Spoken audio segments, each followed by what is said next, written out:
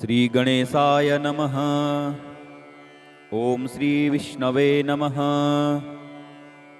अथ विष्णुसहस्रनामस्तोत्रम्।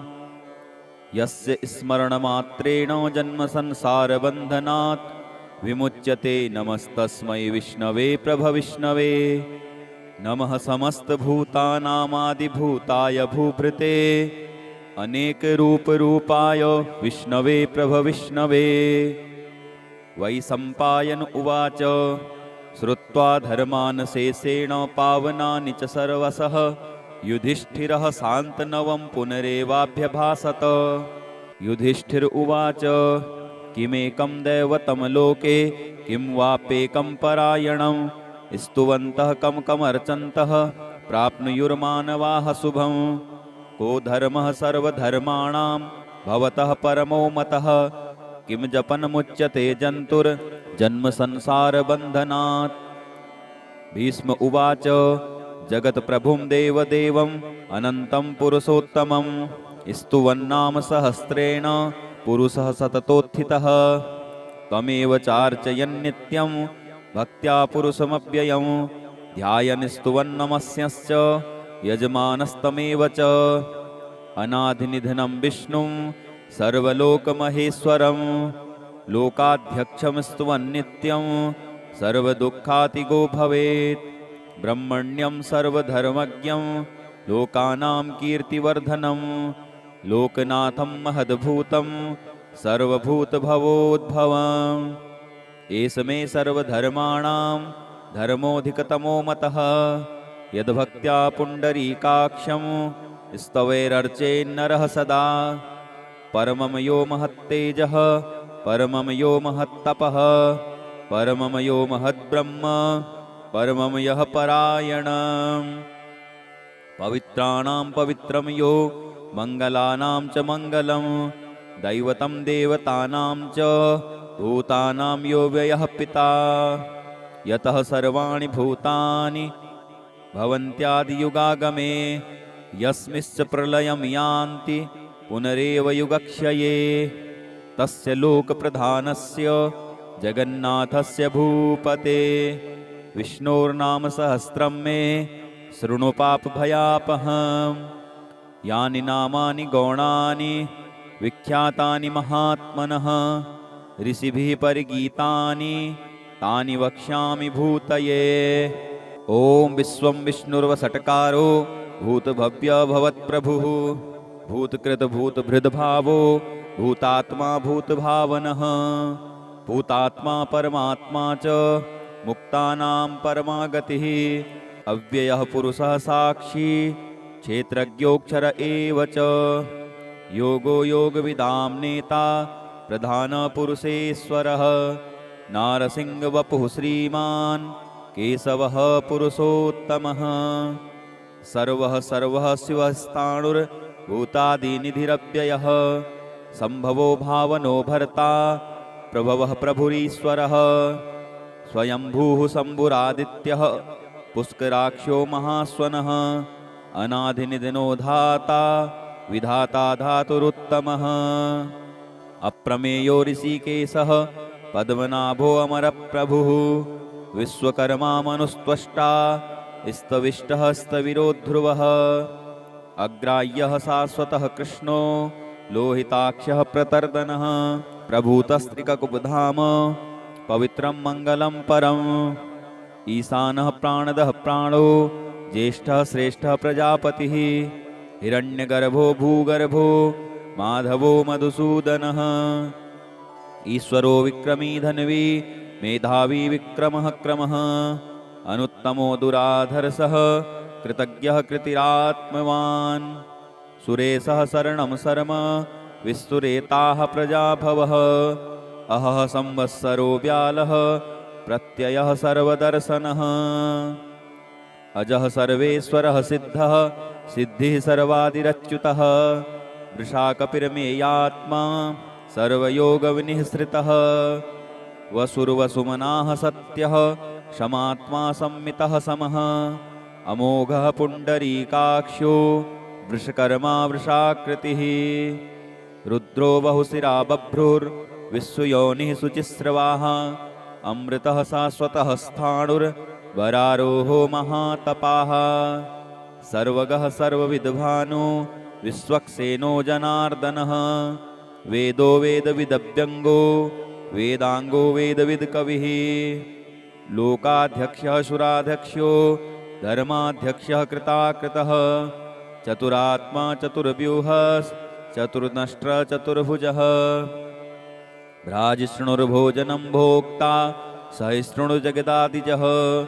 अनघो विजयो जेता विश्वयोनिः पुनर्वसुः उपेन्द्रो वामनः प्राणसुर अमोघः शुचिरुर्जितः अतीन्द्रः संग्रहः सर्गो धृतात्मा नियमो यमः वेद्यो वैद्यः सदा योगी वीरः माधवो मधुः अतीन्द्रियो महामायो महोत्साहो महाबलः महाबुद्धिर्महावीर्यो महाशक्तिर्महाद्युतिः अनिर्देश्य वपुः श्रीमान् अमेयात्मा महादृधृक् महेश्वासो महीभर्ता श्रीनिवासः सतां गतिः अनिरुद्धः सुरानन्दो गोविन्दो गोविदां पतिः मरीचिर्दमनो हंसः सुपर्णो भुजगोत्तमः हिरण्यनाभः सुतपाः पद्मनाभः प्रजापतिः अमृत्युः सर्वदिक्सिंहः सन्धाता सन्धिमान् स्थिरः अजो दुर्मर्षणः शास्ता विश्रुतात्मा सुरारिहा गुरुर्गुरुतमो धाम सत्यः सत्यपराक्रमः निमिषो निमिषः स्रग्वी वाचस्पतिरुदारधीः अग्रणी ग्रामिणी श्रीमान् न्यायो नेता समीरणः सहस्रमूर्धा विश्वात्मा सहस्राक्षः सहस्रपात् आवर्तनो निवृत्तात्मा संवृतः संप्रमर्दनः अहः संवर्तको वह्निर् अनिलो धरणीधरः सुप्रसादः प्रसन्नात्मा विश्वधृग विश्वभुग विभुः सत्कर्ता सत्कृतः साधुर् जह्नुर्नारायणो नरः असंख्येयो प्रमेयात्मा विशिष्टः शिष्टकिच्छुचिः सिद्धार्थः सिद्धसंकल्पः सिद्धिदः सिद्धिसाधनः वृषाही वृषभो विष्णुर् वृषपर्वा वृषोदरः वर्धनो वर्धमानश्च विविक्तः श्रुतिसागरः सुभुजो दुर्धरो वाग्मी महेन्द्रो वसुदो वसुः नैकरूपो बृहद्रूपः शिपिविष्टः प्रकाशनः ओजस्तेजो द्युतिधरः प्रकाशात्मा प्रतापनः ऋद्धः स्पष्टाक्षरो मन्त्रश्चन्द्रांशुर्भास्करद्युतिः अमृतान्सूद्भवो भानुः शशिबिन्दुः सुरेश्वरः औषधं जगतः सेतुः सत्यधर्मपराक्रमः भूतभव्यभवन्नाथः पवनः पावनो नलः कामः कामकृतकान्तः कामः कामप्रदः प्रभुः युगादिकृतयुगावर्तो नैकमायो महासनः अदृश्यो व्यक्तरूपश्च सहस्रजितनन्तजेत् इष्टो विशिष्टः शिश्रेष्ठः शिखण्डी नहुसोवृषः क्रोधः क्रोधकृतकर्ता विश्वबाहुर्महीधरः अच्युतः प्रतितः प्राणः प्राणदो वासवानुजः अपां निधिरधिष्ठान अप्रमत्तः प्रतिष्ठितः स्कन्दः स्कन्दधरो धुर्यो वरदो वायुवाहनः वासुदेवो बृहद्भानो रादिदेवः पुरन्दरः अशोकस्तारणः तारः सूरः सौरिर्जनेश्वरः अनुकूलः सतावर्तः पद्मी पद्मनिभेक्षणः पद्मनाभोरविन्दाक्षः पद्मगर्भः शरीरभृत् महर्दृद्धो वृद्धात्मा महाक्षो गरुडध्वजः अतुलः सरभो भीमः समयज्ञो हविर्हरिः सर्वलक्षणलक्षण्यो लक्ष्मीवान् समितिञ्जयः विक्षरो रोहितो मार्गो हेतुर्दामोदरः सः महीधरो महाभागो वेगवान् मितासनः उद्भवः चोबणो देवः श्रीगर्भः परमेश्वरः करणं कारणं कर्ता विकर्ता गहनो गुहः व्यवसायो व्यवस्थानः संस्थानः स्थानदो ध्रुवः परर्धि परमस्पष्टस् तुष्टः पुष्टः सुभैक्षणः रामो विरामो विरजो मार्गो नेयो नयो नयः वीरः शक्तिमतां श्रेष्ठो धर्मो धर्मविदुत्तमः वैकुण्ठः पुरुषः प्राणः प्राणदः प्रणवः पृथुः हिरण्यगर्भः शत्रुघ्नो व्याप्तो वायुरधोक्षजः ऋतुः सुदर्शनः कालः परमेष्ठी परिग्रहः उग्रः संवत्सरो दक्षो विश्रामो विश्वदक्षिणः विस्तारः स्थावरस्थाणुः प्रमाणं बीजमव्ययम् अर्थोऽनर्थो महाकोशो महाभोगो महाधनः अनिर्विण्णः स्तविष्टो भूर्धर्ममयूपो महामखः नक्षत्रनेमी नक्षत्री क्षमः क्षामः समीहनः यज्ञ इज्जो महेज्यश्च क्रतुः सत्रं सतां गतिः सर्वदर्शी विमुक्तात्मा सर्वज्ञो ज्ञानमुत्तमम् सुवृतः सुमुखः सूक्ष्मः सुघोषः सुखदः सुहृत् मनोहरो जितक्रोधो वीरबाहुर्विदारणः स्वापनः स्ववसो व्यापी नैकात्मा नैककर्मकृत् वत्सलो वत्सलो वत्सी रत्नगर्भो धनेश्वरः धर्मगुप्तधर्मकृद्धर्मी सदसतक्षरमक्षरम् अविज्ञाता सहस्रांसुर विधाता कृतलक्षणः गभस्तनेमि सत्त्वस्थः सिंहो भूतमहेश्वरः आदिदेवो महादेवो देवेशो देवभृद्गुरुः उत्तरो गोपतिर्गोप्त्वा ज्ञानगम्यः पुरातनः शरीरभूतभृद्भोक्ता कपीन्द्रो भूरि दक्षिणः सोमपो अमृतवपुः सोमः पुरुजितपुरुषोत्तमः विनयो जयः सत्यसन्धो दासार्हः सात्वतां पतिः जीवो विनियता साक्षी मुकुन्दो मितविक्रमः अम्बो निधिरनन्तात्मा महोदधिसयोऽन्तकः अजो महार्हः स्वाभाव्यो जितामित्रः प्रमोदनः आनन्दो नन्दनो नन्दः सत्यधर्मा त्रिविक्रमः महर्षिः कपिलाचार्यः कृतज्ञो मेदिनीपतिः त्रिपदस्त्रिदशाध्यक्षो महाशृङ्गः कृतान्तकृत् महाबराहो गोविन्दः सुषेणः कनकाङ्गदी गुह्यो गभीरो गहनो गुप्तश्चक्रगदाधरः वेधा स्वाङ्गोजितः कृष्णो दृढः सङ्कर्षणोच्युतः वरुणो वारुणो वृक्षः पुष्कराक्षो महामनाः भगवान् भगहानन्दी वनमाली हलायुधः आदित्यो ज्योतिरादित्यः सहिष्णुर्गतिसत्तमः सुधन्वाखण्डपरसुर दारुणो द्रविणप्रदः दिविस्पृक् सर्वदृग्व्यासो वाचस्पतिर्योनिजः त्रिशामाशामगः साम निर्वाणं भेषजं भिषक् सन्न्यासकृच्छमः शान्तो निष्ठा शान्तिपरायणम् शुभाङ्गः शान्तिदः सृष्टा कुमुदः कुवलेशयः गोहितो गोपतिर्गोप्ता वृषभाख्यो वृषप्रियः अनिर्वर्ती निवृत्तात्मा संक्षेप्ता क्षेमकृच्छिवः श्रीवत्सवक्ष्या श्रीवासः श्रीपतिः श्रीमताम्बरः श्रीधः श्रीसः श्रीनिवासः श्रीनिधि श्रीविभावनः श्रीधरः श्रीकरः श्रेयः श्रीमान् लोकात्रियाश्रियः स्वक्षः स्वङ्गः सतानन्दो नन्दिर्ज्योतिर्गणेश्वरः विजितात्मा विधेयात्मा सत्कीर्तिश्चिन्न संशयः उदीर्णः सर्वतश्चक्षुः अनीशः शाश्वतस्थिरः भूषयो भूषणो भूतिर्विशोकः शोकनाशनः अर्चिस्मानर्चितः कुम्भो विशुद्धात्मा विशोधनः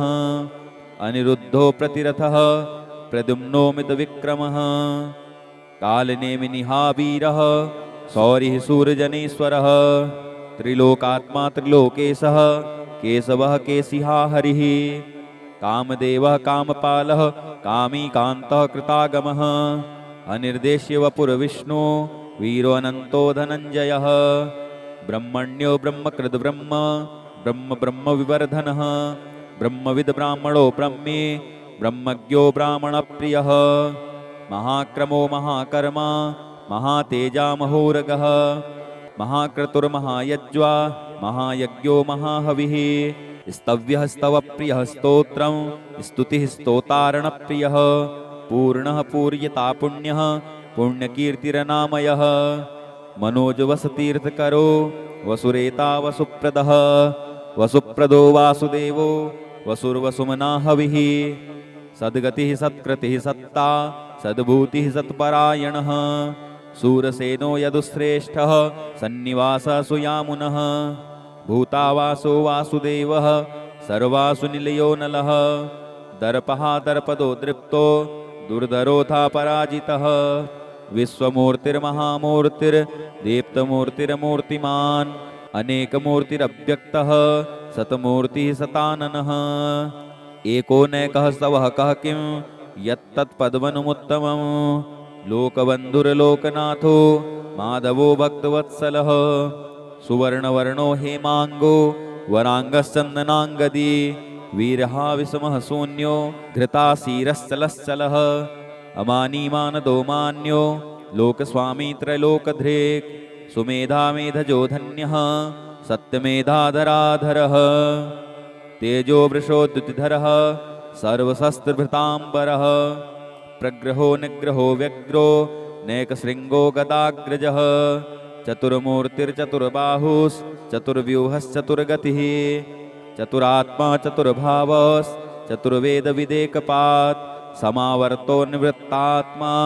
दुर्जयो दुरतिक्रमः दुर्लभो दुर्गमो दुर्गो दुरावासो दुरारिहा शुभांगो लोकसारंगः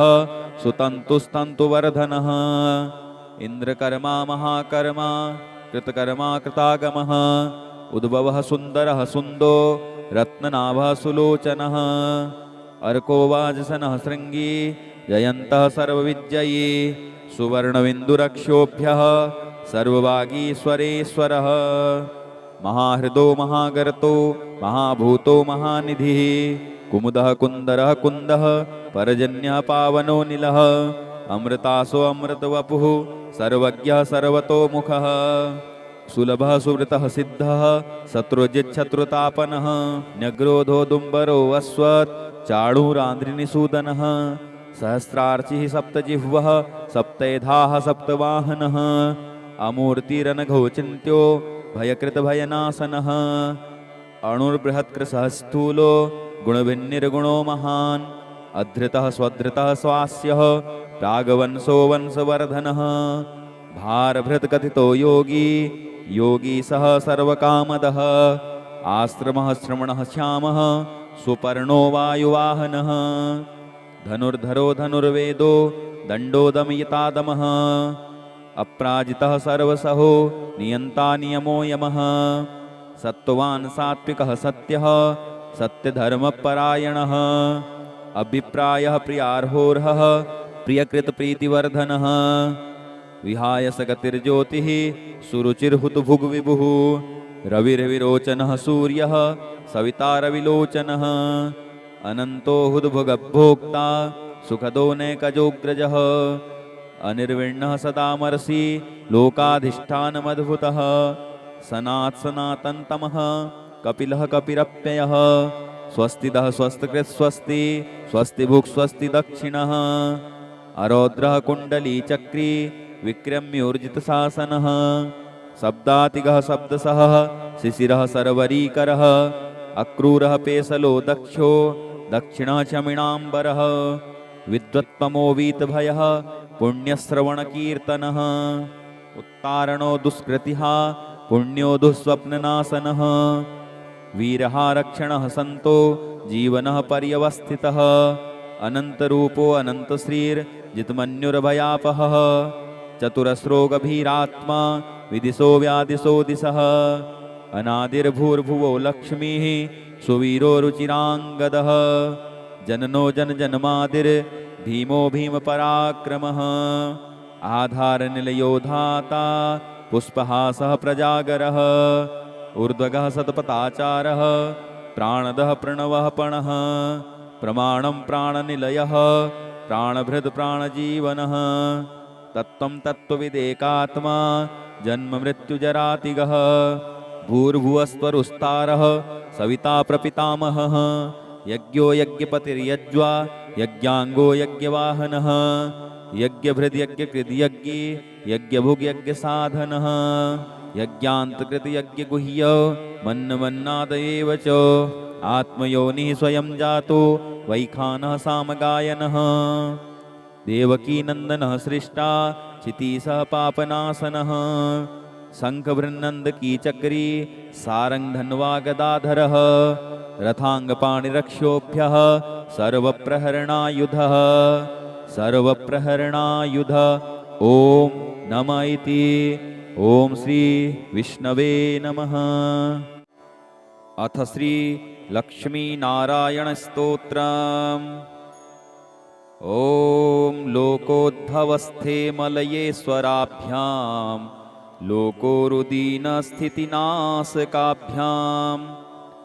नित्यं युवाभ्यां नतिरस्तु लक्ष्मी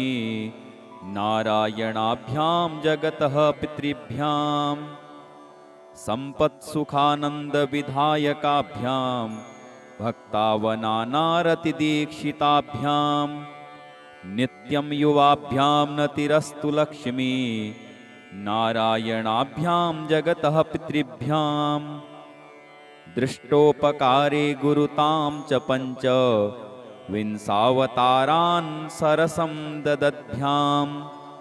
नित्यं युवाभ्यां नतिरस्तु लक्ष्मी नारायणाभ्यां जगतः पितृभ्यां क्षीराम्बुरास्यादिविराट भवाभ्यां नारं सदा पालयितुं पराभ्यां नित्यं युवाभ्यां नतिरस्तु लक्ष्मी नारायणाभ्यां जगतः पितृभ्यां दारिद्र्यदुःखस्थितिदारकाभ्यां दययैव दूरीकृतदुर्गतिभ्यां नित्यं युवाभ्यां नतिरस्तु लक्ष्मी नारायणाभ्यां जगतः पितृभ्यां भक्तव्रजाद्योगविदारकाभ्यां श्रीयासयोद्धूतरजस्तमोभ्यां नित्यं युवाभ्यां नतिरस्तु लक्ष्मी नारायणाभ्यां जगतः पितृभ्यां रक्तोपलाभाभवपुर्धराभ्यां पद्मारिसङ्काब्जगदाधराभ्यां नित्यं युवाभ्यां नतिरस्तु लक्ष्मी नारायणाभ्यां जगतः पितृभ्यां आङ्घ्रिद्वयाभ्यर्चककल्पकाभ्यां मोक्षप्रदप्राक्तनदम्पतिभ्यां नित्यं युवाभ्यां नतिरस्तु लक्ष्मी नारायणाभ्यां जगतः पितृभ्याम्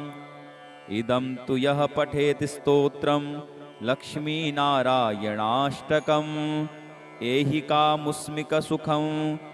भुक्त्वा स लभते मृतम् इति श्रीकृष्णकृतं लक्ष्मीनारायणाष्टकस्तोत्रं श्रीलक्ष्मीनारायणार्पणमस्तु। अथ श्रीरामरक्षास्तोत्रम् विनियोगः। ॐ अस्य श्रीरामरक्षास्तोत्रमन्त्रस्य बुधकौशिकऋषिः श्रीसीतारामचन्द्रो देवता अनुष्टुप्छन्दः सीताशक्तिः श्रीमद्हनुमानकीलकं श्रीरामचन्द्रप्रीत्यर्थे रामरक्षास्तोत्रपाठे विनियोगः। अथ ध्यानम्। ध्यायेदाजानुबाहुं धृतशरधनुसम्बद्धपद्मासनस्थं पीतं वासोऽवसानं नवकमलदलस्पर्धिनेत्रं प्रसन्नं वामाङ्कारूढसीतामुखकमलमिलल्लोचनं नीरदाभं नानालङ्कारदीप्तं दधतुमुर्जटामण्डनं रामचन्द्रं श्रीसीतारामचन्द्राभ्यां नमः। अथ स्तोत्रम् चरितं रघुनाथस्य शतकोटिप्रविस्तरम् एकैकमक्षरं पुंसां महापातकनाशनं ध्यात्वा नीलोत्पलश्यामं रामं राजीवलोचनं जानकीलक्ष्मणोपेतं जटामुकुटमण्डितं सासितूर्णधनुर्बाणपाणिं नक्तं चरान्तकं स्वलीलया जगत्त्रातुम् आविर्भूतमजं विभुं राम रक्षां पठेत् प्राज्ञः पापघ्नीं सर्वकामदां शिरो मे राघवः पातु भालं दशरथात्मजः कौशल्येयो दृशो पातु विश्वामित्रप्रियः श्रुति घ्राणं पातु मखत्राता मुखं सौमित्रिवत्सलः जिह्वां विद्यानिधि पातु कण्ठं भरतवन्दितः स्कन्धौ दिव्यायुधः पातु भुजौ भग्नेशकारमुकः करौ सीतापतिः पातु हृदयं जामदग्न्यजित् मध्यं पातु खरध्वंसी नाभिं जाम्बवदाश्रयः सुग्रीवे सकटी पातु शक्तिनी हनुमत्प्रभुः ऊरू रघुत्तमः पातु रक्षः कुलविनाशकृत् जानुनी सेतुकृत पातु जङ्घे दशमुखान्तकः पादौ विभीषणः श्रीदः पातु रामोऽखिलं वपुः एतां रामबलोपेतां रक्ष्यां यः सुकृती पठेत् सचिरायुः सुखी पुत्री विजयी विनयी भवेत् पातालभूतलभ्यो मचारिणश्छद्मचारिणः न दिष्टुमपि सक्तास्ते रक्षितं रामनामभिः रामेति रामभद्रेति रामचन्द्रेति वा स्मरन् नरो न लिप्यते पापैः भुक्तिं मुक्तिं च विन्दति जगज्जैत्रेकमन्त्रेण रामनाम्नाभिरक्षितं यः कण्ठे धारयेत् तस्य करस्थाः सर्वसिद्धयः वज्रपञ्जरनामेदं यो रामकवचं स्मरेत् अव्याहताज्ञः सर्वत्र लभते जयमङ्गलम् आदिष्टवान् यथा स्वप्ने राम रक्ष्यामि मां हरः तथा लिखितवान् प्रातः प्रबुद्धो बुधकौशिकः आरामः कल्पवृक्षाणां विरामः सकलापदाम् अभिरामस्त्रिलोकानां रामः श्रीमान् स नः प्रभुः तरुणौ रूपसम्पन्नौ सुकुमारौ महाबलौ पुण्डरीकविशालाक्षौ चीरकृष्णाजिनाम्बरौ फलमूलासिनौ दान्तौ तापसौ ब्रह्मचारिणौ पुत्रौ दशरथस्येतौ भ्रातरौ रामलक्ष्मणौ शरण्यौ सर्वसत्त्वानां श्रेष्ठौ सर्वधनुस्मतां रक्ष्यः कुलनिहन्तारौ त्रायेतां नो रघुत्तमौ आत्तसज्जधनुषा विसुस्पृशा वक्ष्या सुगनिसङ्गसङ्गिनौ रक्षणाय मम रामलक्ष्मणा वग्रतः पथि सदैव गच्छताम् सन्नद्धः कवची खड्गी चापबाणधरो युवा गच्छन् मनोरथोऽस्माकं रामः पातु स लक्ष्मणः रामो दाशरथी सूरो लक्ष्मणानुचरो बली काकुत्स्थः पुरुषः पूर्णः कौसल्येयो रघुत्तमः वेदान्तवेद्यो यज्ञेशः पुराणपुरुषोत्तमः जानकी वल्लभः श्रीमान् अप्रमेयः पराक्रमः इत्येतानि जपन्नित्यं मद्भक्तः श्रद्धयान्वितः अश्वमेधाधिकं पुण्यं सम्प्राप्नोति न संशयः रामं दूर्वादलश्यामं पद्माक्षं पीतवाससं स्तुवन्ति नामभिर्दिव्यैः न ते संसारिणो नराः रामं लक्ष्मणपूर्वजं रघुवरं सीतापतिं सुन्दरं काकुत्स्थं करुणार्णवं गुणनिधिं विप्रप्रियं धार्मिकं राजेन्द्रं सत्यसन्धं दशरथतनयं श्यामलं शान्तमूर्तिं वन्दे लोकाभिरामं रघुकुलतिलकं राघवं रावणारीं रामाय रामभद्राय रामचन्द्राय वेदसे रघुनाथाय नाथाय सीतायाः पतये नमः श्रीराम राम रघुनन्दन राम राम श्रीराम राम भरताग्रज राम राम श्रीराम राम रणकर्कश राम राम श्रीराम राम शरणं भव राम राम श्रीरामचन्द्र चरणौ मनसा स्मरामि श्रीरामचन्द्र चरणौ वचसा गृह्णामि श्रीरामचन्द्र चरणौ शिरसा नमामि श्रीरामचन्द्र चरणौ शरणं प्रपद्ये माता रामो मत्पिता रामचन्द्रः स्वामी रामो मत्सखा रामचन्द्रः सर्वस्वं मे रामचन्द्रो दयालुर्नान्यं जाने नैव जाने न जाने दक्षिणे लक्ष्मणो यस्य वामे तु जनकात्मजः पुरतो मारुतिर्यस्य तं वन्दे रघुनन्दनं लोकाभिरामं रणरङ्गधीरं राजीवनेत्रं रघुवंशनाथं कारुण्यरूपं करुणाकरन्तं श्रीरामचन्द्रं शरणं प्रपद्ये मनोजवं मारुततुल्यवेगं जितेन्द्रियं बुद्धिमतां वरिष्ठं वातात्मजं वानरयूथमुख्यं श्रीरामदूतं शरणं प्रपद्ये कूजन्तं राम रामेति मधुरं मधुराक्षरम् आरुह्य कविताशाखां वन्दे वाल्मीकिकोकिलम्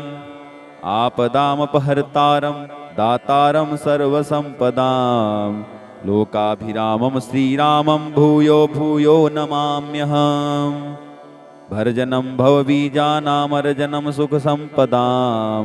तर्जनं यमदूतानां राम रामेति गर्जनं रामो राजमणिः सदा विजयते रामं रमेशं भजे रामेणाभिता निशाचरचमो रामाय तस्मै नमः रामानास्ति परायणं परतरं रामस्य दासोऽस्म्यहम् रामे चित्तलयः सदा भवतु मे भो राम मामुद्धर राम रामेति रामेति रमे रामे मनोरमे सहस्रनाम तत्तुल्यं राम नाम वरानने सहस्रनाम तत्तुल्यं राम नाम वरानने इति श्री बुधकौशिकविरचितं श्रीरामरक्षास्तोत्रं श्रीरामचन्द्रार्पणमस्तु। अथ ऋणमोचकमङ्गलस्तोत्रम्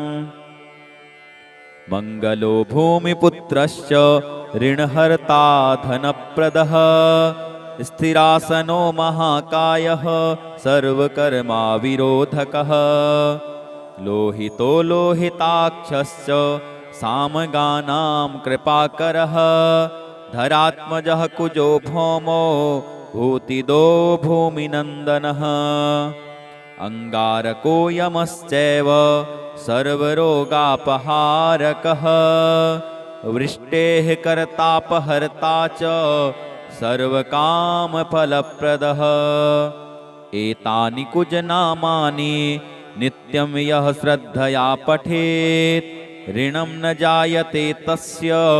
धनं शीघ्रमवाप्नुयात् धरणीगर्भसम्भूतं विद्युत्कान्तिसमप्रभं कुमारं शक्तिहस्तं तं मङ्गलं प्रणमाम्यहम् स्तोत्रमङ्गारकस्येतत् पठनीयं सदा नृभिः न तेषां भौमजा पीडा स्वल्पापि भवति क्वचित् अङ्गारकमहाभाग भगवन् भक्तवत्सल त्वां नमामि ममाशेष मृण्मासु विनाशय ऋणरोगादिदारिद्र्यं ये चान्ये अपमृत्यवः भयक्लेशमनस्तापा नश्यन्तु मम सर्वदा अतिवक्रदुराराध्य भोगमुक्तजितात्मनः तुष्टो ददासि साम्राज्यं रुष्टो हरसि तत्क्षणात्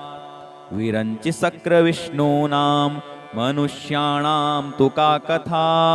तेन त्वं सर्वसत्त्वेन गृहराजो महाबलः पुत्रान् देहि धनं देहि त्वामस्मि शरणं गतः ऋणदारिद्र्यदुःखेन शत्रूणां च भयात् ततः एभिर्द्वादशभिः श्लोकैर्यः स्तौति च धरासुतं महतीं श्रियमाप्नोति अपरो धनदो युवा मङ्गलो भूमिपुत्रश्च ऋणहर्ता धनप्रदः स्थिरासनो महाकायः सर्वकर्माविरोधकः लोहितो लोहिताक्षश्च सामगानां कृपाकरः धरात्मजः कुजो भौमो भूतिदो भूमिनन्दनः अंगारको यमश्चैव सर्वरोगापहारकः वृष्टेः कर्तापहर्ता च सर्वकामफलप्रदः एतानि कुजनामानि नित्यं यः श्रद्धया पठेत् ऋणं न जायते तस्य धनं शीघ्रमवाप्नुयात् धरणीगर्भसम्भूतं विद्युत्कान्तिसमप्रभं कुमारं शक्तिहस्तं तं मङ्गलं प्रणमाम्यहम् स्तोत्रमङ्गारकस्येतत् पठनीयं सदा नृभिः न तेषां भौमजा पीडा स्वल्पापि भवति क्वचित् अंगारकमहाभाग भगवन् भक्तवत्सल त्वां नमामि ममाशेष मृण्मासु विनाशय ऋणरोगादिदारिद्र्यं ये चान्ये अपमृत्यवः भयक्लेशमनस्तापा नश्यन्तु मम सर्वदा अतिवक्रदुराराध्य भोगमुक्तजितात्मनः तुष्टो ददासि साम्राज्यं रुष्टो हरसि तत्क्षणात् विरञ्चि शक्रविष्णूनां मनुष्याणां तु का कथा तेन त्वं सर्वसत्त्वेन गृहराजो महाबलः पुत्रान् देहि धनं देहि त्वामस्मि शरणं गतः ऋणदारिद्र्यदुःखेन शत्रूणां च भयात् ततः एभिर्द्वादशभिः श्लोकैर्यः स्तौति च धरासुतं महतीं श्रियमाप्नोति अपरो धनदो युवा मङ्गलो भूमिपुत्रश्च ऋणहर्ता धनप्रदः स्थिरासनो महाकायः सर्वकर्माविरोधकः लोहितो लोहिताक्षश्च सामगानां कृपाकरः धरात्मजः कुजो भौमो भूतिदो भूमिनन्दनः अंगारको यमश्चैव सर्वरोगापहारकः वृष्टेः कर्तापहर्ता च सर्वकामफलप्रदः एतानि कुजनामानि नित्यं यः श्रद्धया पठेत् ऋणं न जायते तस्य धनं शीघ्रमवाप्नुयात् धरणीगर्भसम्भूतं विद्युत्कान्तिसमप्रभं कुमारं शक्तिहस्तं तं मङ्गलं प्रणमाम्यहम् स्तोत्रमङ्गारकस्येतत् पठनीयं सदा नृभिः न तेषां भौमजा पीडा स्वल्पापि भवति क्वचित् अंगारकमहाभाग भगवन् भक्तवत्सल त्वां नमामि ममाशेष मृण्मासु विनाशय ऋणरोगादिदारिद्र्यं ये चान्ये अपमृत्यवः भयक्लेशमनस्तापा नश्यन्तु मम सर्वदा अतिवक्रदुराराध्य